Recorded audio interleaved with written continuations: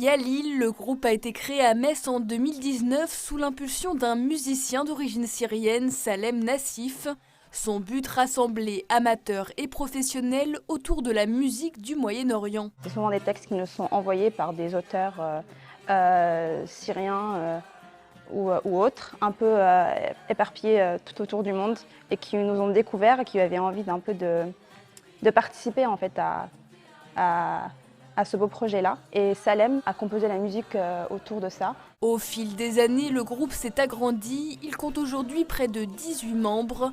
Tous souhaitent partager et rendre hommage à leurs origines, à leurs traditions. La diversité des origines et de langues aussi, c'est notre point fort. Le groupe se produira à la BAM à Metz ce samedi 3 février.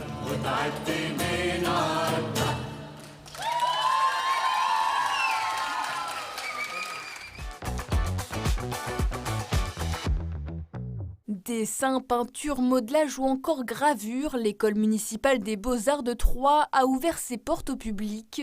Objectif, susciter des vocations et attirer de nouveaux élèves. On est de Troyes et on venait venir découvrir l'école des Beaux-Arts pour potentiellement regarder s'il y avait des cours qui pourraient intéresser ma fille, sachant que voilà, elle souhaite prendre art plastique l'année prochaine en spécialité. Pour accueillir le public, professeurs et élèves sont mobilisés. Le message, il n'y a pas d'âge ou de prérequis pour intégrer l'école. Il y a souvent un problème pour le public extérieur de franchir le seuil où il est écrit École des Beaux-Arts, ça leur fait peur.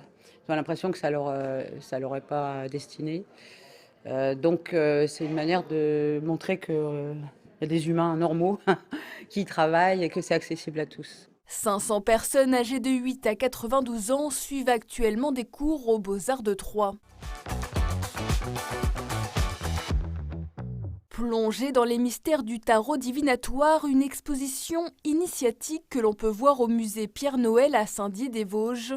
Les artistes ont revisité le tarot de Marseille avec 38 toiles à taille humaine. En travaillant sur ce projet, on s'est rendu compte de toute la portée ésotérique du tarot de Marseille qu'on connaissait, mais c'est pas vraiment l'attrait premier. Nous, c'était vraiment plastique, l'attrait de ces cartes et les mystères, des accessoires qu'ils ont en main, sans connaître ses significations. Nous, on s'est dit, on le prend, on a notre base de cartes et derrière, on fait un travail de peintre. Les deux peintres se rejoignent autour d'un style commun, l'inabstrait, un mouvement contemporain d'expression qui compte aujourd'hui une dizaine d'artistes. C'est un peu l'idée de partir en général sur une forme assez formelle, de dessiner, etc. Et après de la dépasser et de s'arrêter quand on pense qu'il y a quelque chose qui se passe. C'est-à-dire qu'on est satisfait de la chose finie. L'exposition est à découvrir jusqu'au dimanche 11 février.